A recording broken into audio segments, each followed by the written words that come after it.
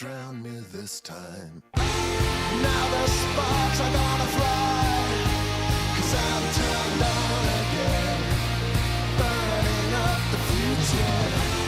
Now the sparks are gonna fly, 'cause I'm turned on again, burning up the future. Yes, sparks are gonna fly. Hell, you named your band after a spinning firework, right? Hello, Music Multiverse listeners. Welcome to Catalog Review Show. Tonight, it's Catherine Wheel, or the Catherine Wheel, depending on how you look at it. If you're new to us here at Beyond Your Radar, welcome. You're going to love it here. This is a real music appreciation channel that explores it all. For our returning listeners, glad you're back. If you've not subscribed yet, well, hopefully this is the show that sparks your need to click that button. If you do, it will inform you of any and all of our videos and give you quick access to all our previous content, over 140 videos, I believe. Catherine Wheel, the Catherine Wheel, led by Rob Dickinson, whom we've mentioned on this channel before in other shows, cousin of Bruce Dickinson of Iron Maiden, yet yielding a completely different sound, even in the shoegaze category they were filtered into on their debut record, Ferment. This label of shoegaze, maybe we need to explore that for just a minute, because I think it's an annoying definition. Let's just double check it to make sure we got this right. Shoegaze, subgenre of Indian alternative rock. It's characterized by ethereal mixture of obscure vocals. Well, check mark for obscure vocal. Guitar distortion and effects. Yep, that's a check mark. Creating a wash of sound where no instrument is distinguishable from another.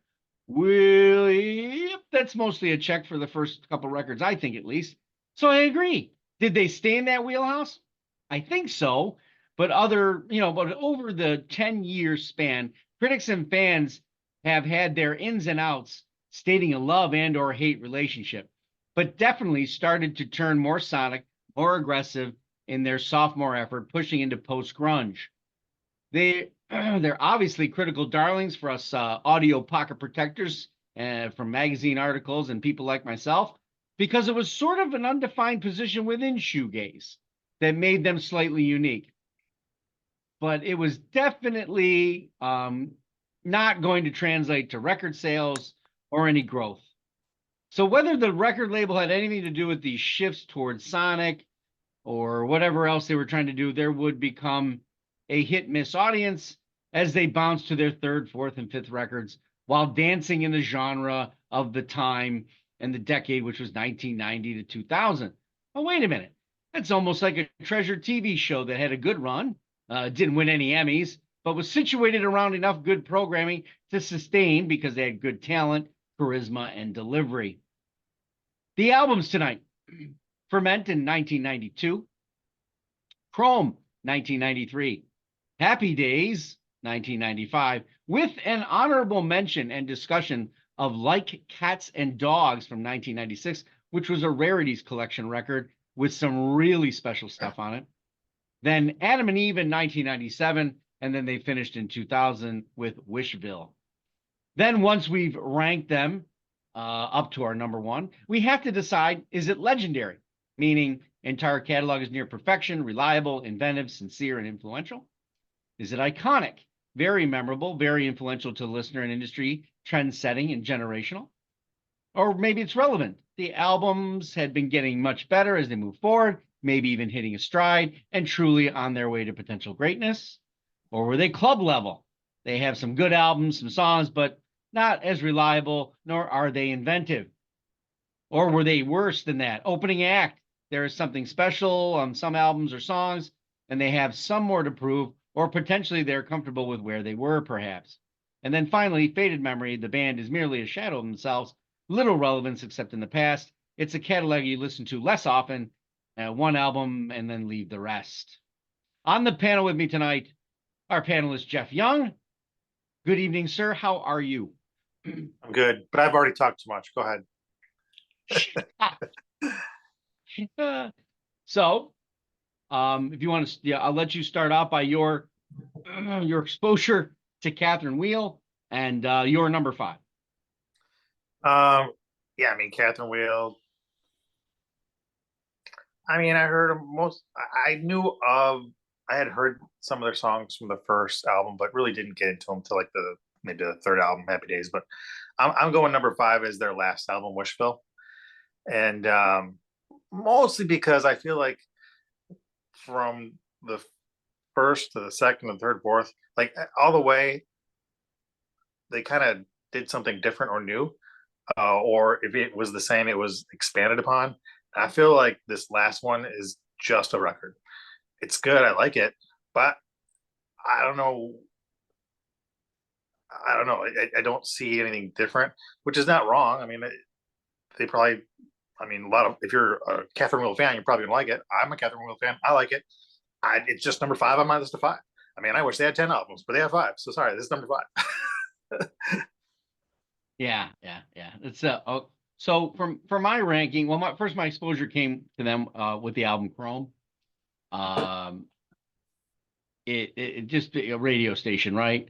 Probably CFNY 102.1, The Edge, Most somewhere likely. around there. Yeah. It was a sound that I'd heard somewhat before, but the vocal of Rob Dickinson was engaging. And I at that point in the year that it was released, Feedback and Distortion were a bloody favorite of mine, whether it Yeah, it came from was the unique pond. for the time. I mean, Yeah. I think like when you look at like Chrome, and that's my number 4. But when you think of Chrome and Ferment, Chrome is kind of like a little bit Ferment times 2, Ferment plus. I feel like just that whole. I read somewhere where somebody described it as atmospheric music, and I thought that was a really good description because it's got that more like hollow sound, like playing in the shower. That's like kind of get not quite an echo, but almost an echo. Kind of like some of the other British bands that came out. Like there are some Oasis songs that are similar to that. With that echoish type non-echo sound. Just even though when I've seen him live, he still sounds like that's his voice. It's not all effect. But I like the description of atmospheric for at least the first 2 albums. Yeah, yeah. Well, I think that immediate description I said about that there being no distinguishing factor between there's not enough Yeah, it's room very for good. to breathe and stuff, right? So that's where my list comes in, right? So mine's a little different. I originally was where you were. I was originally like Wishville's just too short. But I then started to warm up to why and how, and then listen because I hadn't listened to some of the older records in a while. So going back was good too. So the one I always went to least, which is probably the most talked about record in the music industry as being their perfect. And I'll get to that in a second. So my number 5 is Adam and Eve. While Phantom of the American Mother and the 2 following tracks in the middle of the record really piece this album together best, I still find myself kind of like not drawn to any particular bridge work that was done. I found some of it not as catchy as I would like it to have been. The space for the rest of the record to breathe was okay. It just seemed to have a lack of pace and a lack of beat and drive, which I believe is problematic for live shows.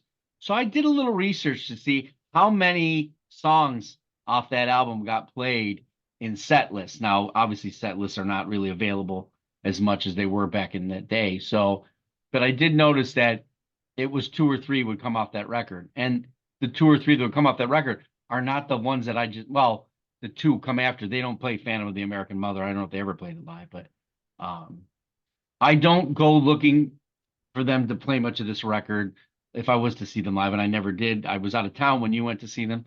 Um, I was not as enraptured by the vocal and other things that had come before it. That was my number 5, and I think there is a notable reference by one of the magazines that was at 1997, right?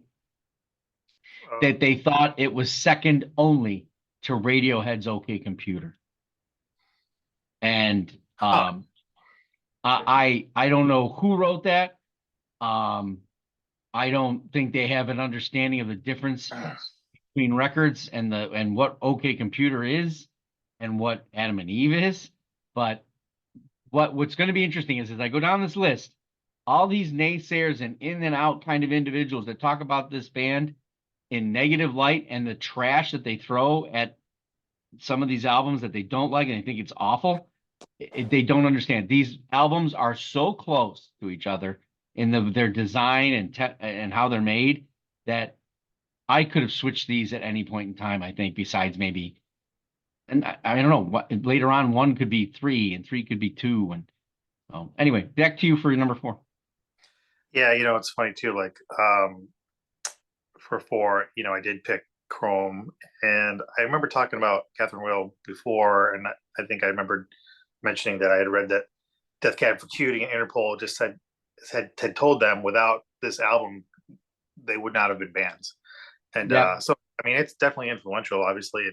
Um, it's four for me mostly because it's funny. I think to myself sometimes because as much as I like Catherine Whale a lot, I don't listen to him every day, but and I live in Florida. The next time you hear Catherine Whale in Florida will be the first.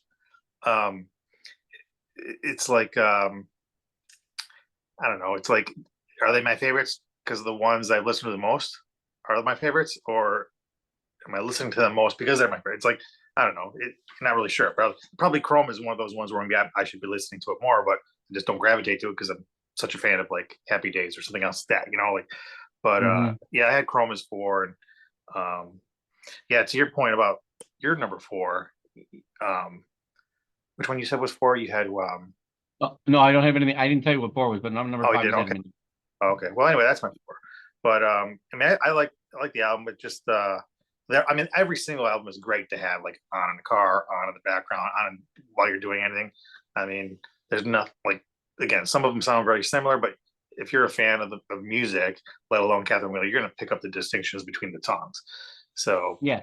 it's a good album, but that's my number four. It is a little Yeah. more aggressive, I think, than Ferment, um, Yes. but very Yep. similar. It's Yes. it's a And natural progression from the first to the second album, I think. I think so, but by God, these people they're immediately put off by well, they're getting more sonic, more I don't know, it sounded just like they There was were nobody still that in the sounded same like field. them really at the time. I don't think so. The only thing I can liken to at that point is Smashing Pumpkins. They could go there, right? Kind of an odd voice, ethereal, Mhm. But anyway, my number four is Ferment. The debut was the second record of theirs I ever listened to. I immediately identified with the sonic pushes and the ebb against it with Dickinson's delivery because it's usually obtuse to it, except when he'll reach. You were not going to be hearing something unpredictable. I don't think there's no magical instrument coming out of somewhere like it says in the shoegaze department there, but you were hearing something that was slightly different from what was going on at the time, but not completely out of the wheelhouse of the music scene of the post grunge. This shoegaze label that they have, it's got great pace, it's got great beat. When you're listening to that record, you're in it. That's my opinion. Um, it's my number four. Yeah, that's actually my number three. So Okay. it's funny because it does have the unique vocals, especially for the time, and I talked about the slight echoish sound or the hemispheric sound, but it was for me at the time. It was something I had not heard something like that with a quality vocal that wasn't meant to stand out, but be with the music. You know what I mean? It was all together. You know what I mean? Um, and it wasn't drowned out by the music, but it wasn't standing above the music. Almost like in Chrome, it started to graduate a little bit more uh, Yes. in front of the music. But I found myself, and probably when I look back on it, I was probably more of a fan of the music style than I was the actual lyrics or like the music. Like it just was different. It caught me, and I just wanted to keep listening to it. That's a good point for those two records. Now, and like I said, though, mine's number 4 is Ferment. My number 3 is Chrome. So in that, I think they could be interchanged at any point in time, depending on how much I'm listening to it. You are correct, I believe, that when you're first hearing Catherine Wheel, you're maybe going to catch refrains in certain uh, lyrical stuff in the first two records. Maybe the other records start to get more. His vocal rides Uh-huh. above.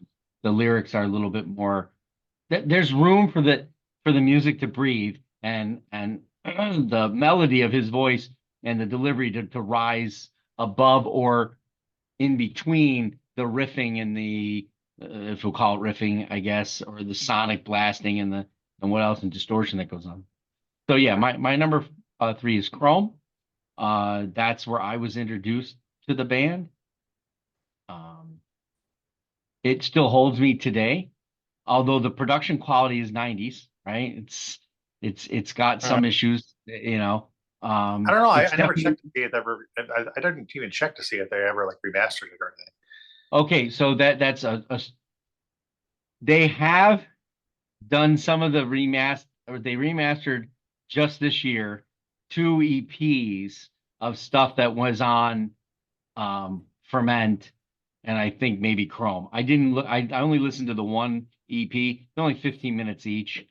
I thought the sound quality was better, definitely, but I don't see anywhere where they've repressed or done anything. However, in looking at like single releases and stuff over the past years and stuff, they have a ton of other things and stuff. So who knows what they could possibly do? I mean, this April, I think it was or before, there was this social media post that made it sound like something was happening. Well, this was the only thing that was happening, these Norfolk sessions or whatever they call them, Norfolk remasters. So nothing was going on. Rob Dickinson is not leaving his happy perch at the restoration of Porsche. Unfortunately, Right. I think I get it. Maybe he's happy as a lark, but the rest of us suffered at his happiness. So, God damn it. But was that Future Boy is here? Great, congratulations. He saw Yeah. the Yeah. future. Yeah. You're number 2. So my number 2 was one you mentioned already, Adam and Eve.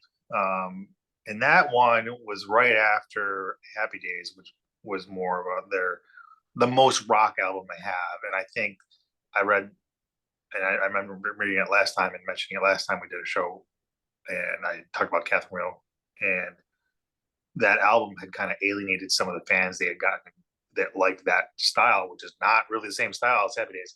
And so I think in this fourth album, I feel like they kind of toned it back down and kind of. So I feel like it's still got some rock elements to it, but it's more of a rock slash pop type atmosphere or rock or pop rock album in some cases. Um, but it's good. It still has elements of keyboards and harmonica and things like that they'll a little tambourine here and there. But Yeah, that album has a lot of space in it. yeah, That the prior that Chrome and Ferment do not have. Yeah, it does. I think maturity, right? And how you put together song structures. Well, was that when? No, Adam and Eve still had the bassist, right? Wishville is yeah. I think he just completely missed the last album, void of, yeah. and that's I think when they first named themselves the Catherine Wheel, or that was just how the record company did it. Yeah. Or who knows? Hey, somebody else had Catherine Wheel. You can't say that. All right. My number 2 is actually Wishville. While it's too short of a record for me, it's really very definitive in its recording, and it was the right album at the right time for me. I like the flirting of uh, uh, of being more riff oriented and catchy orientation. Now, obviously, that must have been the issue with the bassist, right? He was like, "We're not going there" or something, like because he gets fired, right, before the sessions or during, and the way they just attacked the recording with nothing but guitar and just going for that sonic side. They totally got bashed for it, as if they totally sold out. But I thought they took their sound into a decade later in the blink of an eye, and the unique vocal styling of Rob Dickinson is at the complete helm of it. And rising above it, he's reaching vocally. He's not doing. There are those songs like Gasoline, where he's doing that. We'll call it a Peter Gabrielish kind of thing. Because Peter Gabriel probably got, he comes out of Genesis and does Shock the Monkey, right? I'm sure people are, oh my God, what the hell's that crap? Blah, blah. But it's catchy. It's cool. If you ever saw pictures of the band, they wanted to be cool. I think they dressed cool. They tried to emulate cool. You saw them live. Were they cool? They were awesome. Didn't seem nerdy, right? The deluxe version here tries to unload some of the songs from Adam and Eve, like they tried to do on Cats and Dogs, which we'll talk about in a minute, but falls a bit short for me. My warning here, shoegaze loyalists, I understand your dissatisfaction, but please be aware of the scope of music, creativity, and lyricism, despite the simple hooks and riffs. It's catchy or not to you, still wicked and attention grabbing to others. Again, I made mention of Peter Gabriel wasn't shoegaze, was he? I'd put what Dickinson does kind of in that same category sometimes when he reaches for a little bit more obscure. Year number one, Happy which Days. obviously seems to be my number one as well. I mean, that's the one I've listened to 1,000 times more than any other albums. And like when that first came out, I just played it over and over, and that's still my go-to album. It's got slow, fast-paced. It's got hooks. It's got different instruments like the keyboards and the harmonica and the Harmonica, absolutely. the vocal stands out. Plus, you got the harmony with it, and you even got I forget her name, the female singer on Judas Tanya Daring. Donnelly. So I mean, it was just. I think it's their most complete album, even though some people were alienated because they were used to. Oh no, Tanya Donnelly was on Wishville, I think, right? No, she was on Happy Days. That's right. Judas Staring at the Sun, yeah. Yeah. And that's it's just such a great album. Like it's got heavy guitars, even got a little bit of guitar solo work, which the others don't so much have. No. So it's very it's got a lot of range. Yeah, it was my when we put this on the list of things to do, it was already my number one. My only problem was, were we going to consider Like Cats and Dogs an album? Because I really like that album too. It is so good. Like Cats and Dogs comes on the heels of Happy Days, and this is the band making a statement saying they really, really hated bands that did shitty jobs of doing deluxe versions of things or adding some tracks, but they're all throwaway. I don't believe on this. It's a long record too. Has no throwaways whatsoever.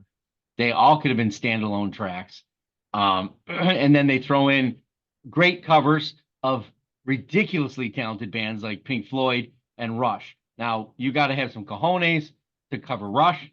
I know they did that for Toronto for something. I can't remember what it was as to why they did that, but that was kind of a love relationship with either CFNY or 102.1 The Edge. But they had decided to do a cover.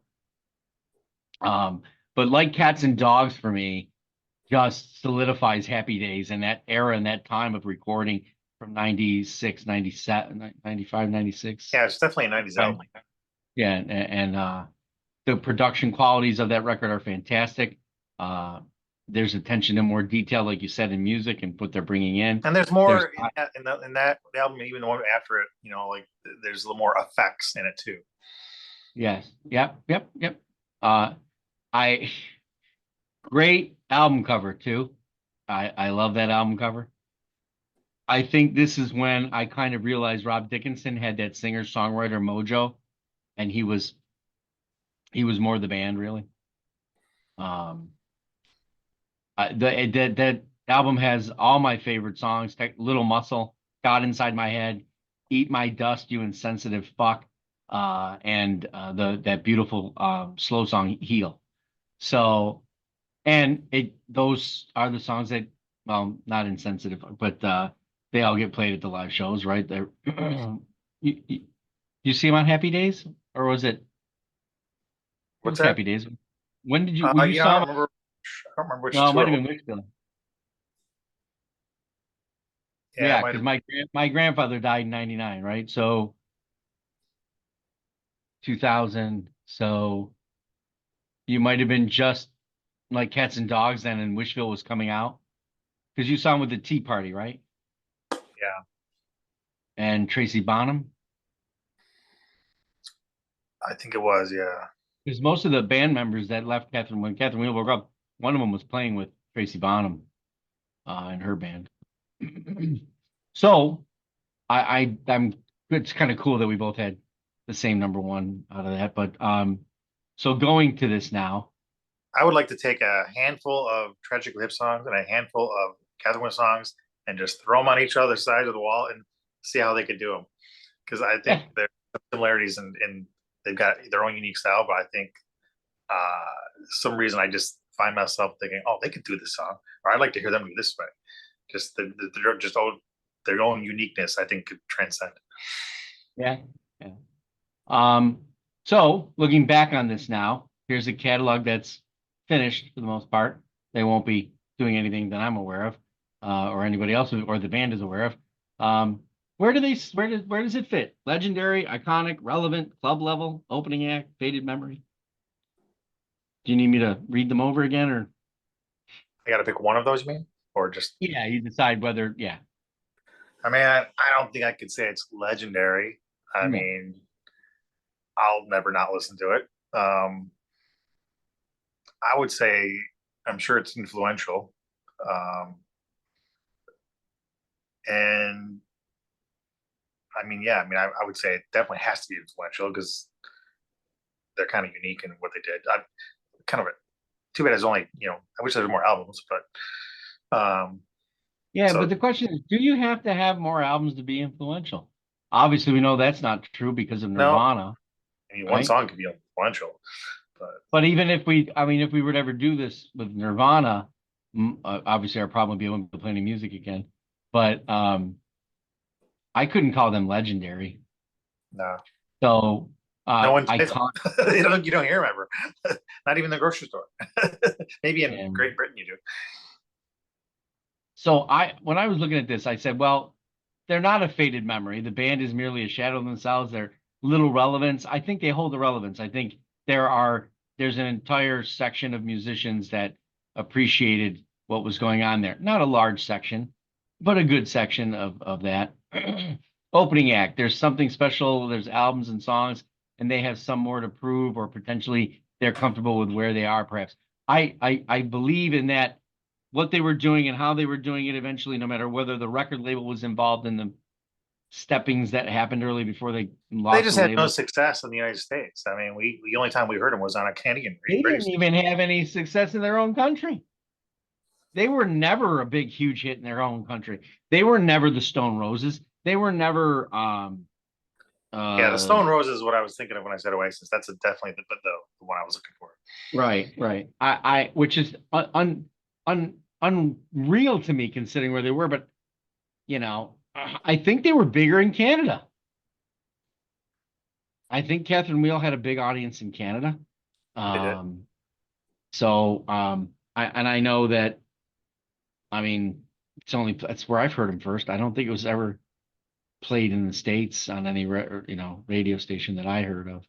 I would put them at um I think club Black level. Metallic is the only one that even charted like at all. Actually going through that, Sparks Are Gonna Fly was probably their most successful single at, from where it maybe was, because I think it was Wishville was the I don't oh man, I wish I had things back in my head. Um, there was only one album that broke into the Billboard, and I want to say it was Wishville. This is The like one of those Billboard. bands you need to put on like Stranger Things or something to get the younger kids to start listening to Yes, it. yes. And that's kind of why we do these shows, right? Catherine Wheel, I believe this is a club level, right? That they have some good albums, songs, but not as well, I don't know if it's reliable, not as relatable, nor are they as inventive. I don't think it was truly inventive in any way. I think they were harping on a sound that was already in existence. They made it their own and did that. It's kind of between club level and relevant. The albums have been they did for me they did get better as they went along. They had a stride. I don't know. I'm still at the club level where there's good albums. Like I said, would I make that statement that the one person said that Adam and Eve was second only to OK Computer? Probably not. I mean, I don't know I if it came out the year, but I gotta disagree already. yeah, in that same year. So I would even say I really hold Fresh Wine for the Horses, Dickinson's solo record, right up there with Happy Days. So, but I know that was a little softer side. That's not that there's distortion in some of that, but not totally not the same as Catherine Wheel. So, well, I'll thank you for doing this with me, Jeff. So of our audience, what was your ranking? Send us your comments. If you like what we're doing here, of course, hit that like button. We're on the web at beyondyourradio.com, Facebook, Twitter, I'm in Instagram. the future, boy. Future boy. Please check out Album for Today, which we do each and every day. As always, with us here at Beyond Your Radio, thank you for watching and happy listening.